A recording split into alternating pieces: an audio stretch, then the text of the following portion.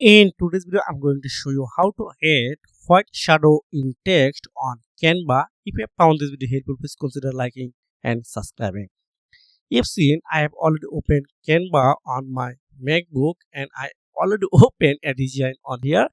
Then you can see this is my text. So I want to convert is white shadow, and first select your text, then going to effect, then you can select outline, then here is the color, you need to change it to white color.